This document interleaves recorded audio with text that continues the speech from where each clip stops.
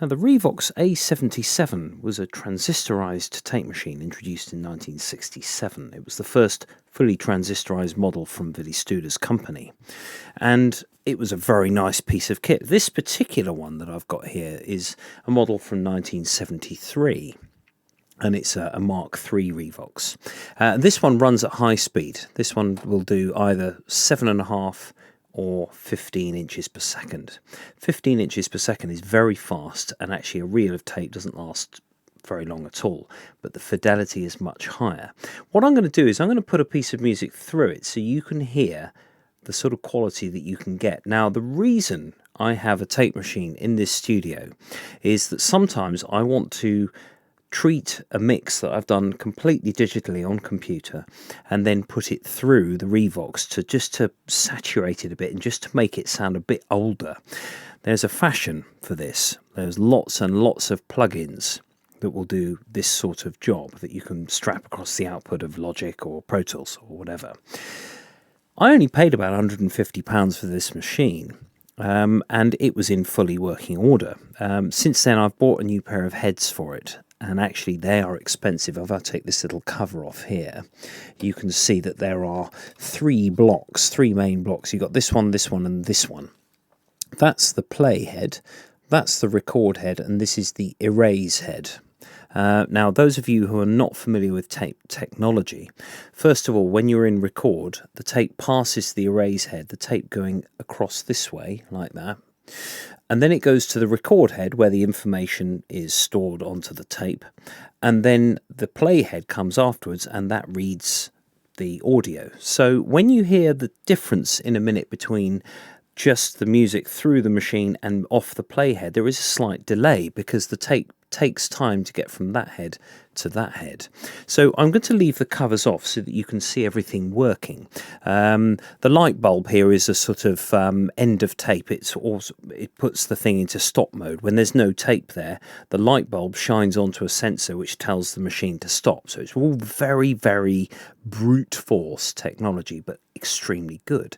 So I'm going to put in a piece of music that I recorded for a library. It's just a bit of reggae, sort of pop reggae, and you can hear the difference. Now I'm going to set the machine into record, so you hold the record button and press play, and then the reels will now go round, and we are at 15 inches per second.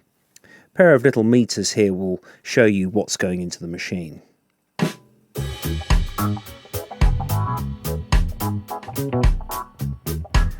So now I'm going to put the machine into playback mode so you can hear what's coming off.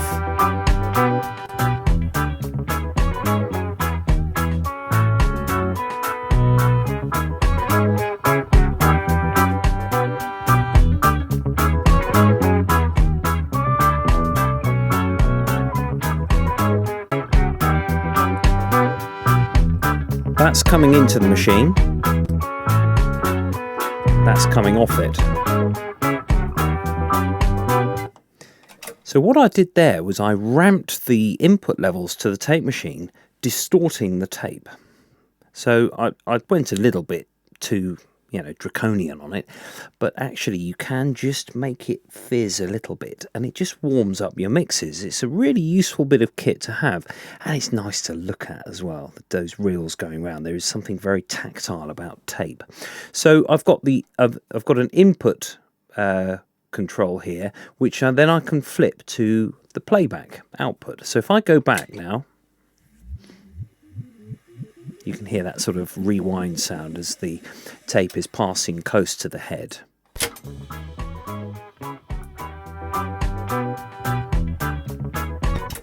As you can hear, the quality is very, very high.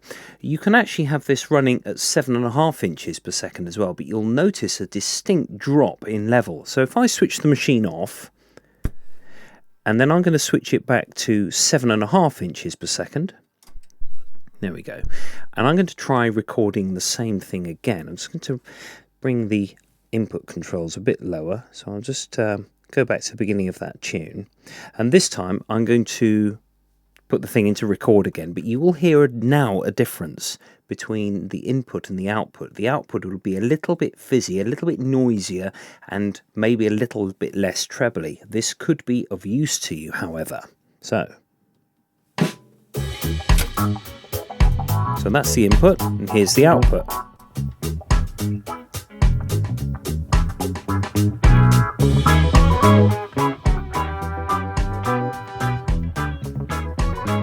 That's the output.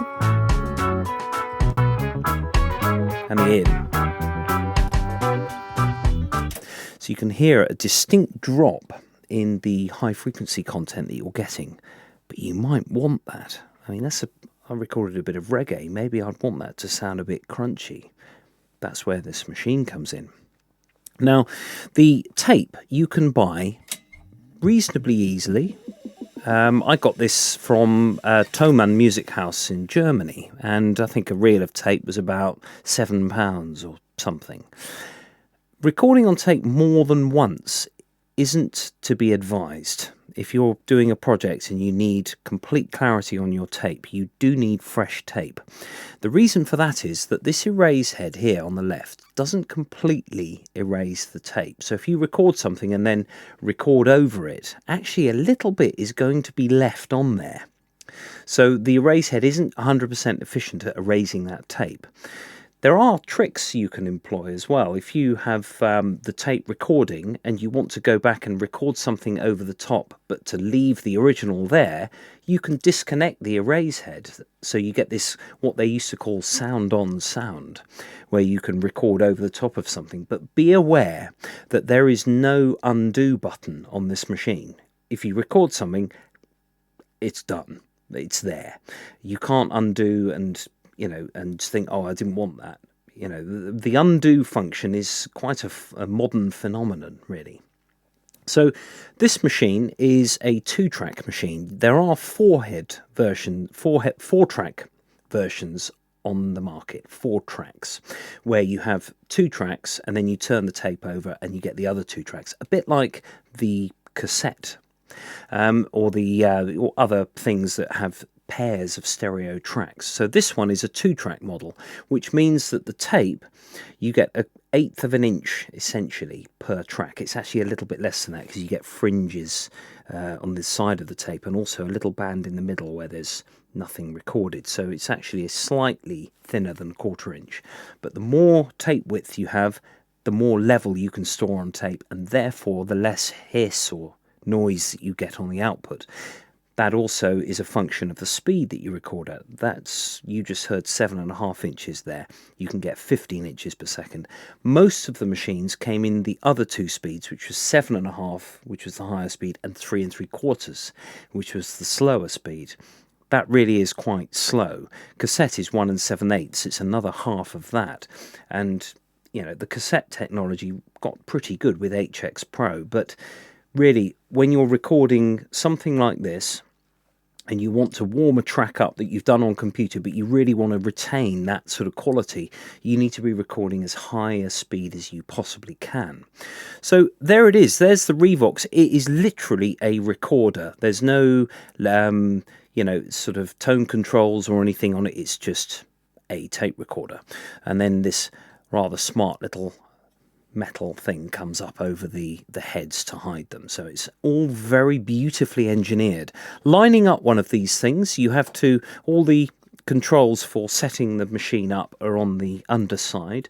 This one was actually converted to high speed from normal speed, but if you are looking at a high speed model, you need to be sure that the capstan, which is the drive axle here, has actually been moved so that the geometry of the machine stays the same at 15 inches per second, because you actually do need to change the axle diameter. So you need to move the whole capstan thing to compensate.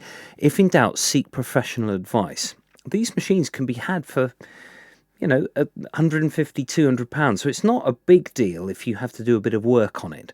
And it is worth having in your studio. If you're like me, you like your reggae and you are recording older music, older styles of music, something like this is really useful.